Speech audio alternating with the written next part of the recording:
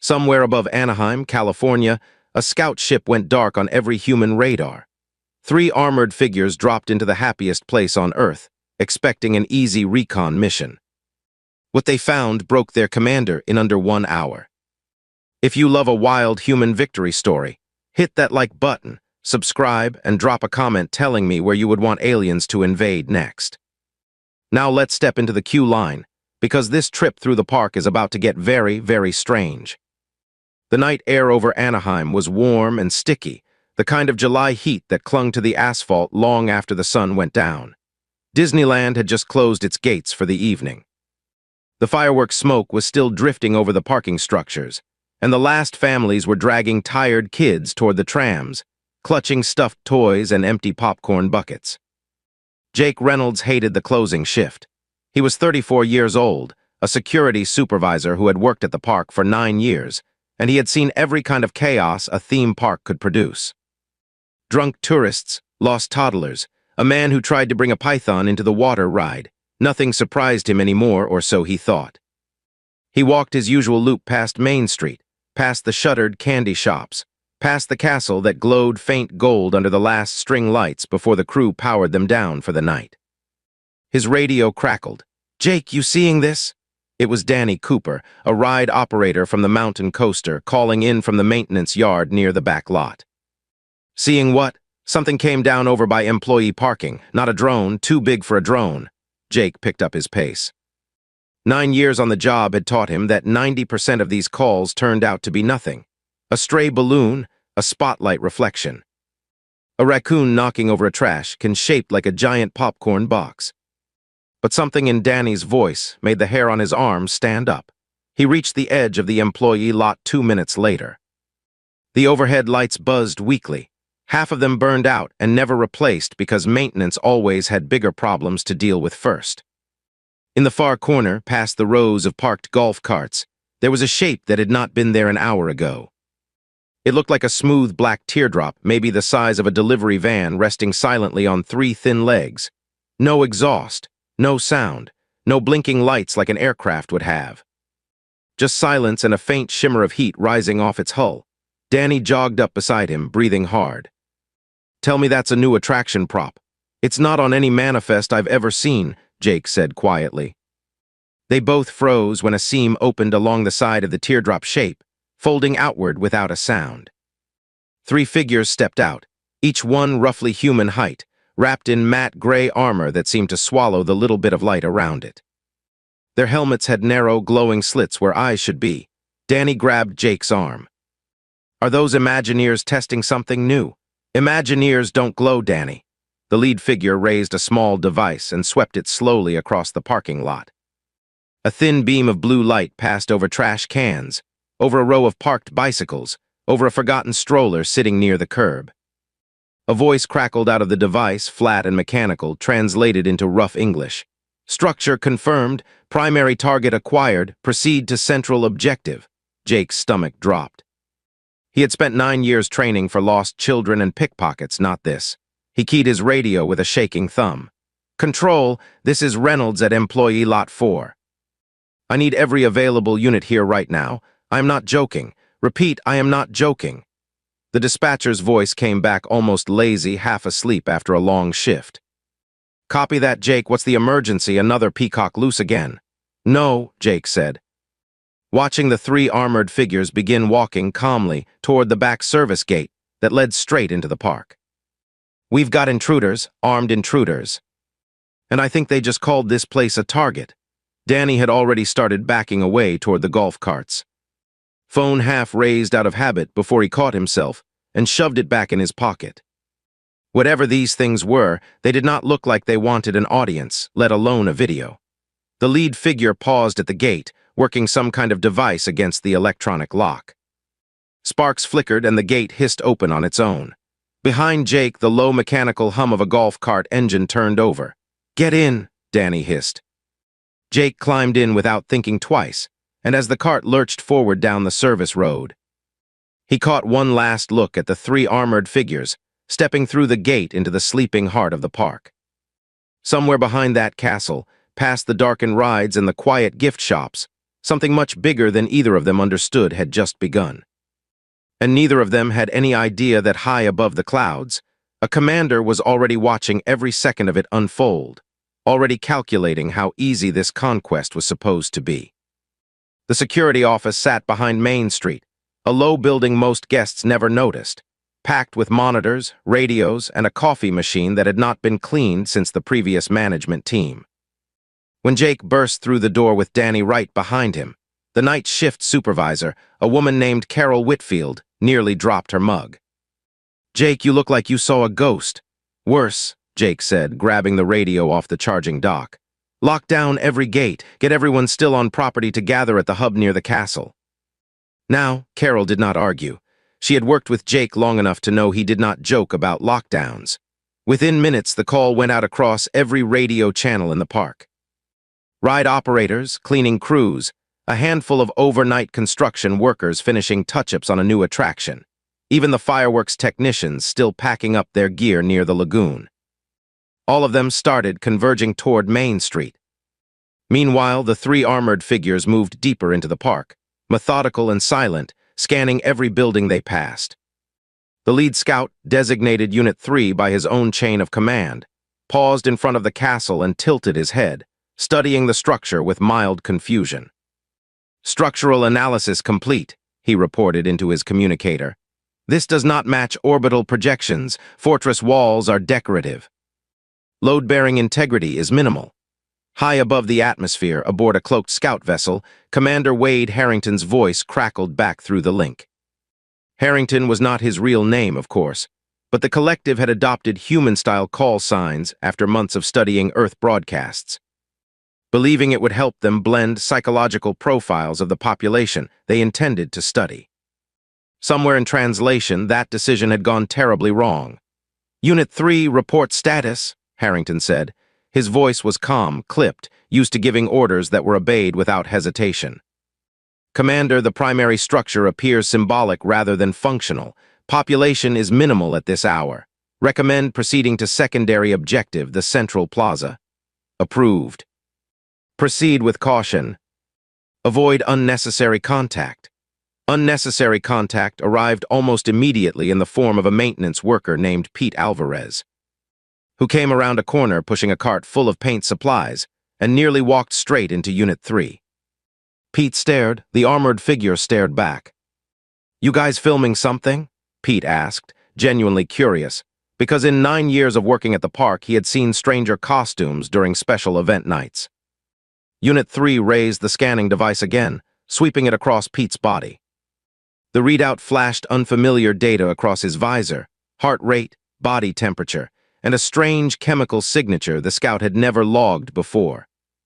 Something the humans called caffeine and stress hormones combined into one very jittery reading.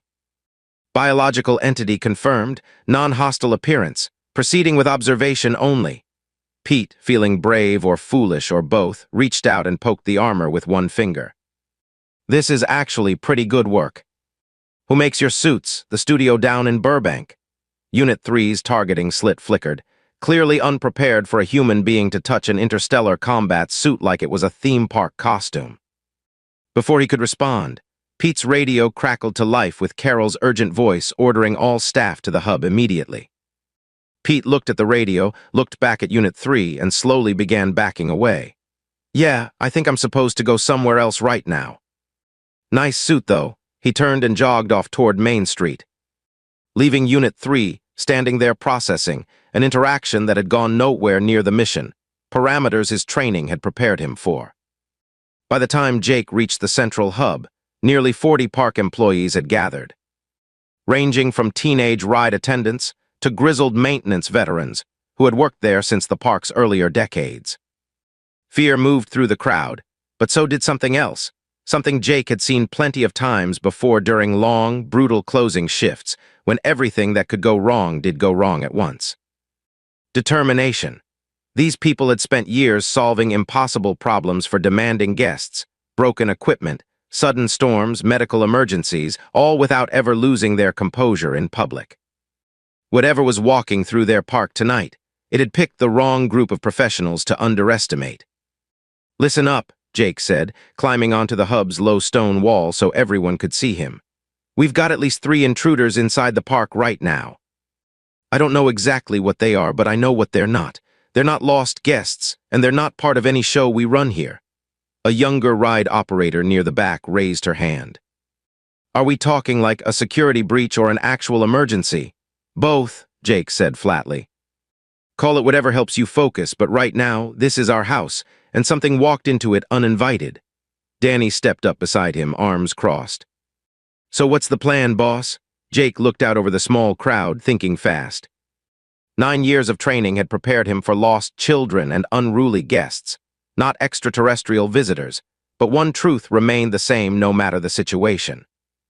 This park ran on teamwork, communication, and absolute refusal to let chaos win. "We use what we know," Jake said.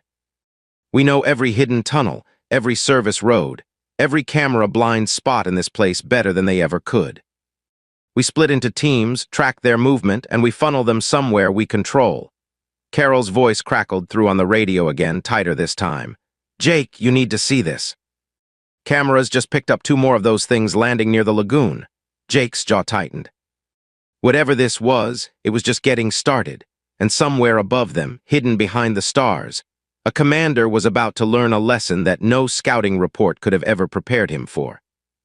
The lagoon sat quiet under a hazy moon, its surface still rippling faintly from the fireworks barges that had been towed back to dock less than an hour earlier. 2 more armored figures dropped silently from a hovering shuttle disguised as a low storm cloud, landing near the water's edge without so much as a splash. Commander Wade Harrington watched the deployment feed from orbit, arms folded behind his back, satisfied that his forces now had 5 units on the ground. 5 should have been more than enough for a low-risk reconnaissance mission on what his intelligence reports described as a primitive entertainment facility with minimal security presence. "Units 4 and 5 converge with Unit 3 at the Central Plaza," Harrington ordered. "Begin full environmental scan. I want population density, defensive capability, and structural weaknesses cataloged before sunrise." "Understood, Commander," came the reply. What Harrington's intelligence reports had failed to mention was that this particular entertainment facility ran 24-hour surveillance across nearly every inch of its property. Staffed by people who had spent years memorizing every possible way things could go wrong. Carol Whitfield sat in the security office, eyes locked on a bank of monitors, tracking the 5 heat signatures moving through infrared feeds. "Jake, I've got them boxed in. 3 near the central hub, 2 coming up from the lagoon side.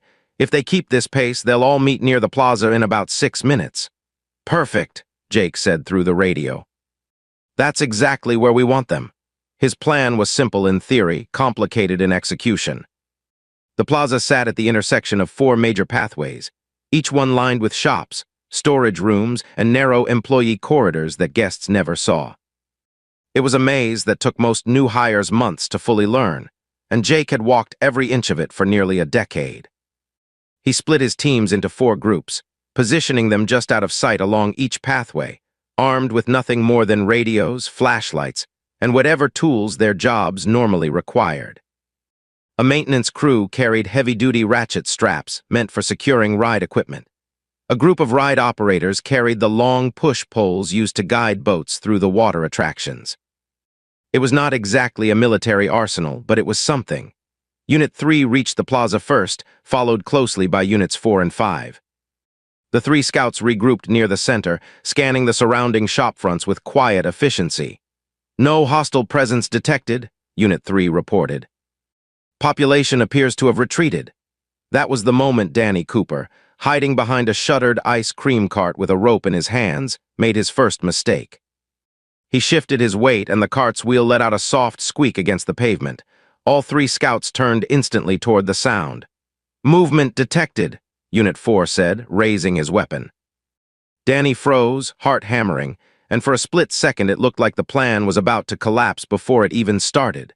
Then Jake's voice cut through the radio channel to every hidden team at once. Now, from 4 different directions, park employees surged into the plaza. Ride operators swung their long push poles like oversized quarterstaffs, knocking one scout sideways before he could aim. Maintenance workers hurled ratchet straps that wrapped tight around another scout's legs, sending him crashing to the pavement. Somewhere in the chaos, a costumed performer who had been finishing his shift, still dressed in a bulky character suit representing a giant fox mascot, tackled Unit 5 to the ground with the sheer momentum of someone who had spent all summer running around in 90-degree heat, wearing 40 pounds of foam padding.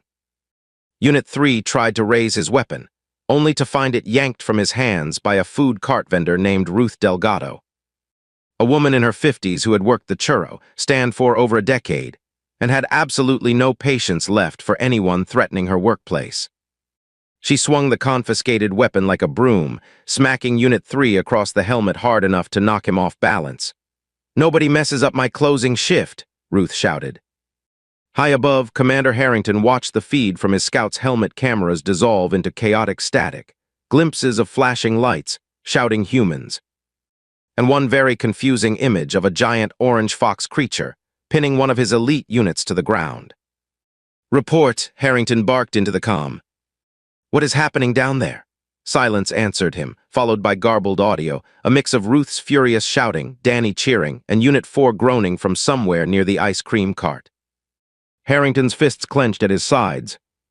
5 units, sent to catalog a supposedly primitive location, had been overwhelmed in under 2 minutes by what appeared to be unarmed civilians wielding cleaning equipment and food service tools. "This is unacceptable," he muttered. Back on the ground, Jake helped drag a dazed Unit 3 toward a maintenance closet that had been quickly converted into a makeshift holding area, zip-tied and disoriented, but very much alive.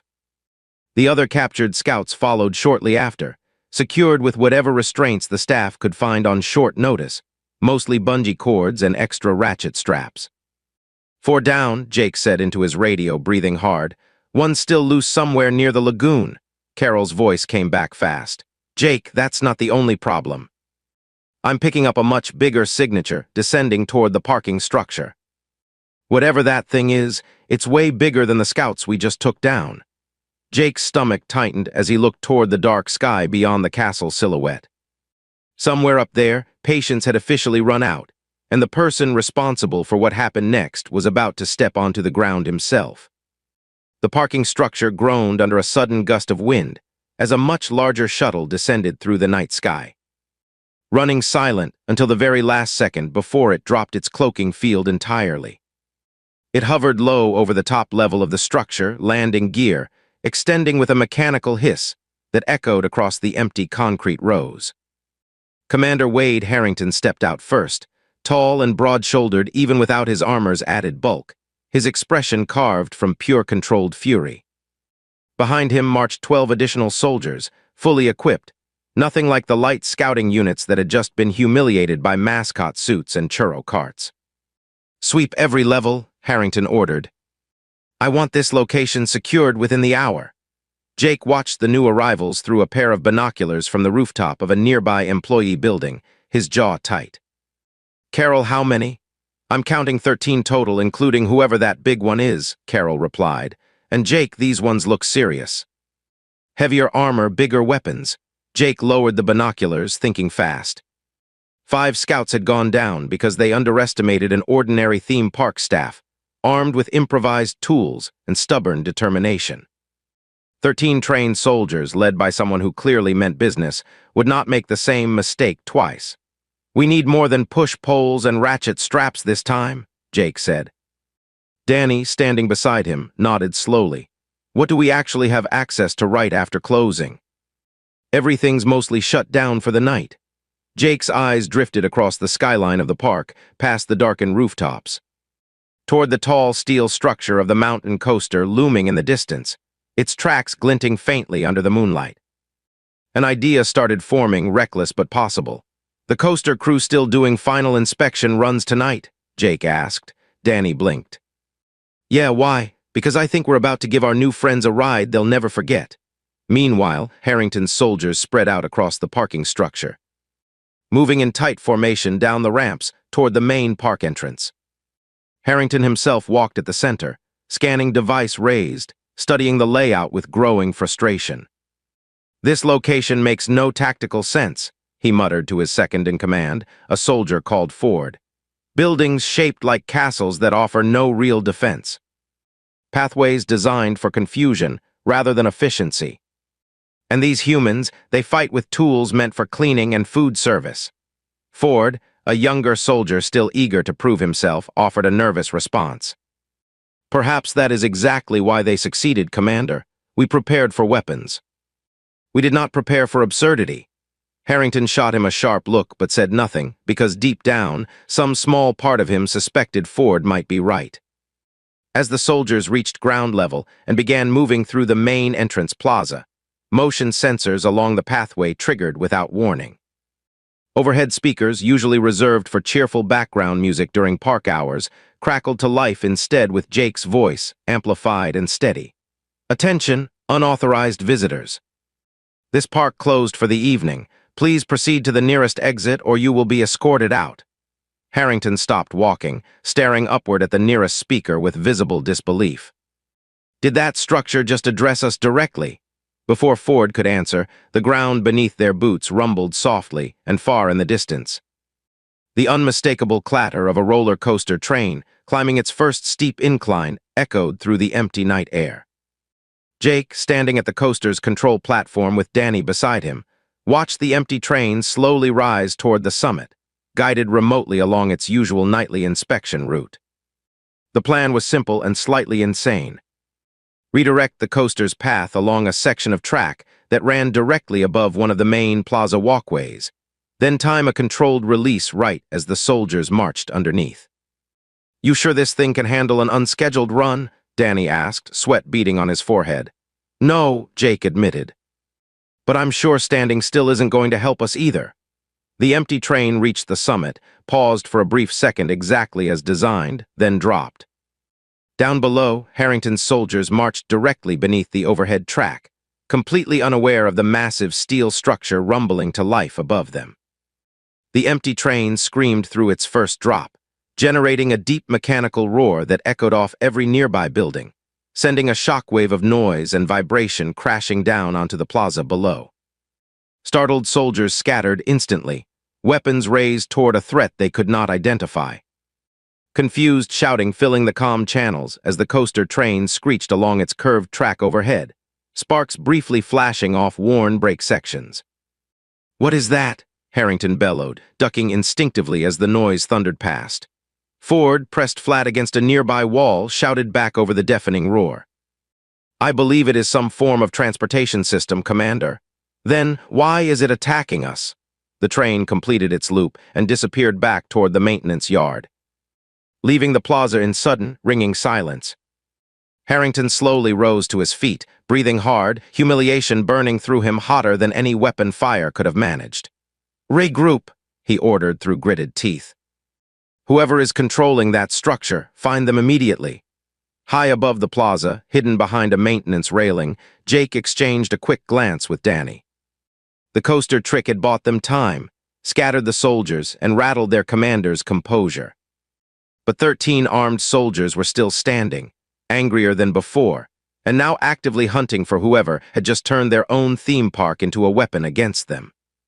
Somewhere in the shadows near the lagoon, the last missing scout unit was still unaccounted for, and Jake had a growing feeling that the real fight had not even started yet.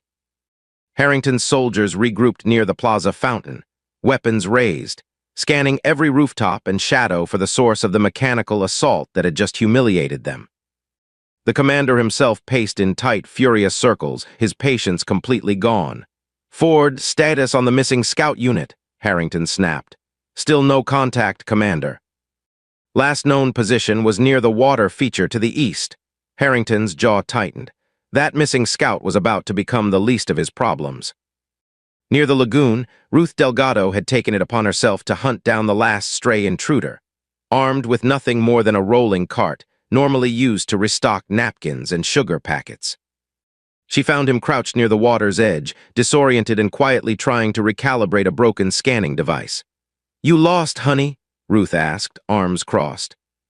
The scout spun around, startled, weapon raised halfway before Ruth calmly shoved her cart directly into his legs, sending him stumbling backward into the shallow lagoon with a loud Undignified splash. "That's for scaring my customers," Ruth called out, already walking away to radio Jake with the good news. Back at the plaza, Jake and Danny had relocated to a rooftop overlooking the fountain, watching Harrington's remaining soldiers regroup below. Jake keyed his radio. "Carol, how many staff do we still have positioned around the plaza?" "About 20, Carol replied. "But Jake, that commander looks like he's done playing nice." Jake studied the scene below carefully. Harrington's soldiers stood in a tight defensive formation now, clearly expecting another ambush, weapons scanning every angle. A frontal approach would get someone hurt. They needed something smarter. His eyes drifted toward the large fountain at the plaza's center, its water jets currently powered down for the night. Connected to a control panel Jake had personally serviced dozens of times over the years. "Danny, get down to the fountain controls," Jake said.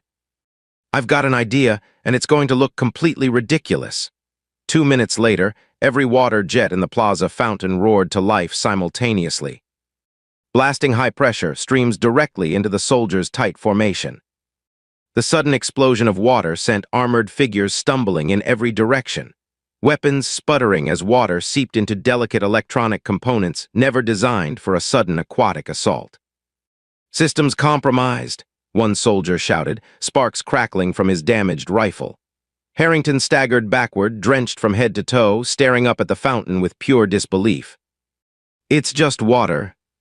"How is water defeating advanced weaponry?" "Perhaps," Ford sputtered, wiping water from his visor. "Our equipment was never designed for planets with this much water." "Commander." While the soldiers scrambled to regroup, Jake gave the signal, and the remaining staff teams surged forward from every direction, using the confusion to their advantage. Maintenance workers swept in with push brooms, knocking weapons from soaked, slippery hands. Ride operators tackled soldiers already struggling to find their footing on the wet pavement. Somewhere in the chaos, the same costumed Fox mascot performer from earlier reappeared, having changed into a spare backup suit. And once again proved surprisingly effective at tackling armored soldiers twice his size. Harrington tried to rally his remaining forces, shouting orders that dissolved into chaos as more and more of his soldiers were disarmed, restrained, or simply overwhelmed by sheer numbers and improvised tactics. Within minutes, only Harrington and Ford remained standing, back to back near the fountain's edge, surrounded on all sides by determined park employees closing in slowly.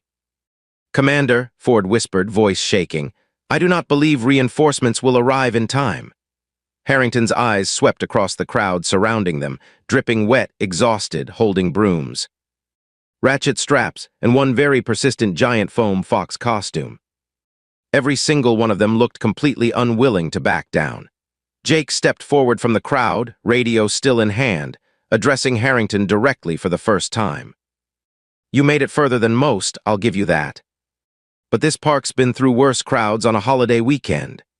Harrington studied Jake carefully, clearly trying to determine if this was some kind of elaborate trap or an actual, genuine statement of fact.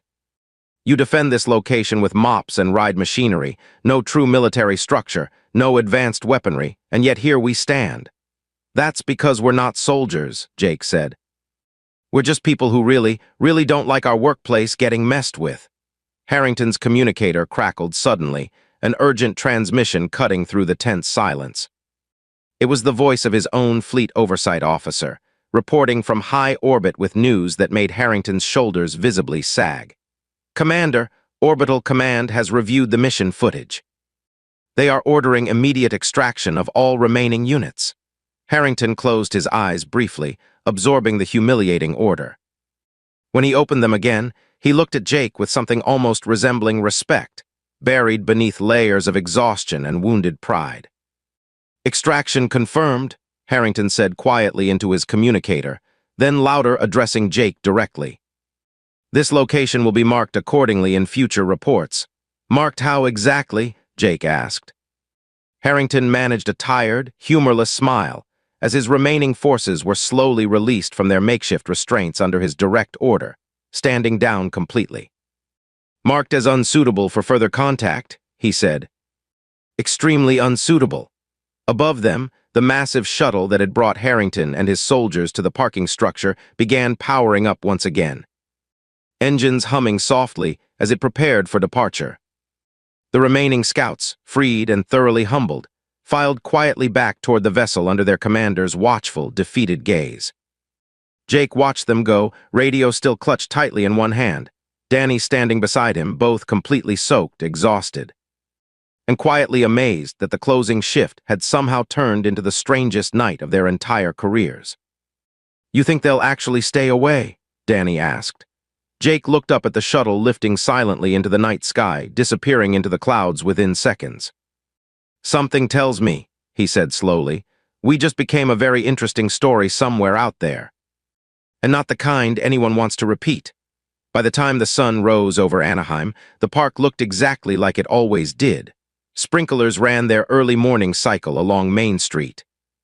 Cast members arrived for the opening shift, sipping coffee, checking their assignments, completely unaware of what had unfolded across the property just hours earlier.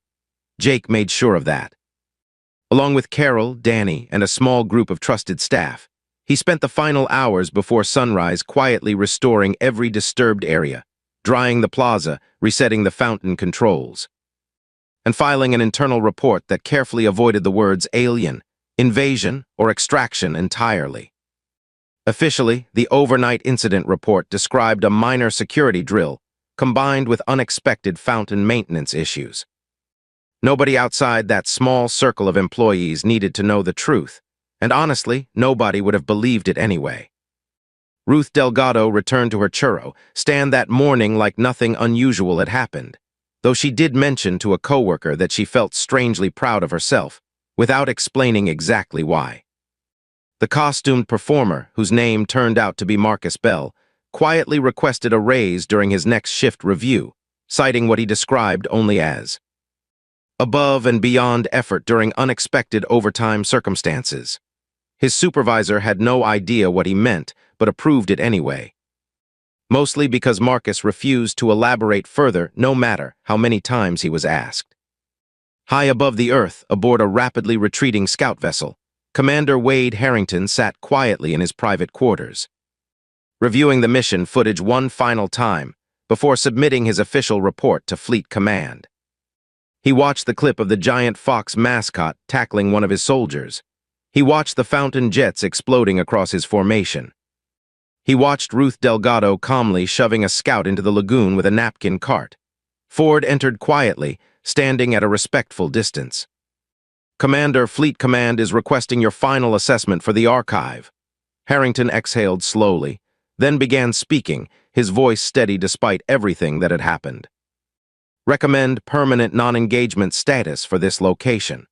Population demonstrates unpredictable improvisational combat capability, disguised entirely as recreational infrastructure. Their defensive strategy relies on confusion, humor, and complete lack of conventional military structure, which makes it nearly impossible to counter using standard tactical analysis." Ford nodded, recording every word carefully. "Should this location be flagged for future scouting missions, Commander?" Harrington thought about the mechanical roar of the roller coaster, the sudden explosion of water from the fountain, and the sight of his elite soldiers being restrained with bungee cords by ordinary theme park employees. "No further scouting required," he said firmly. "This location has already taught us everything we need to know." Back on Earth, life at the park continued exactly as it always had, filled with long lines, cheerful music, and families creating memories that had absolutely nothing to do with the events of that particular night. Jake occasionally found himself glancing up at the sky during his closing shifts, half expecting to see another dark shape descending toward employee parking. It never happened again, though he made sure the training manual for new security hires included a new, oddly specific line about staying alert for unusual aerial activity, which nobody ever questioned out loud. Danny eventually left his ride operator position for a promotion into park operations management, often joking privately with Jake that no future crisis, no matter how chaotic, would ever compare to the night they defeated an alien invasion using an empty roller coaster train and a fountain control panel. Jake usually just laughed and reminded him to keep his voice down, since technically, as far as official records were concerned, that night never happened at all. Years from now, long after Jake and Danny had both moved on from the park, a strange rumor would occasionally circulate among longtime employees. A story passed quietly between trusted coworkers during slow overnight shifts. About the night, the park's own rides and equipment seemed to come alive, just long enough to protect the people who worked there. Most dismissed it as an exaggerated legend, the kind of story theme park employees loved to tell each other to make long closing shifts feel a little less boring. But every so often, late at night, when the crowds had gone home and the lights along Main Street dimmed low, a few veteran staff members would glance toward the empty parking structure, remembering a night that never officially existed, and quietly smile to themselves, knowing exactly how true it really was. If you enjoyed this story, make sure to hit that like button, subscribe for more incredible tales, and drop a comment letting me know which location you think deserves the next unexpected alien encounter. Share this video with a friend who loves a good underdog story, and I will see you in the next one.